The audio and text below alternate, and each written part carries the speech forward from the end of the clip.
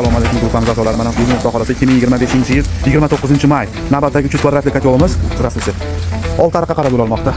Seximiz ishlashda davom etyapti. Chef keldi, bolalar kelishyapti, mana Xudo xolasa. Seximiz ishlayapti.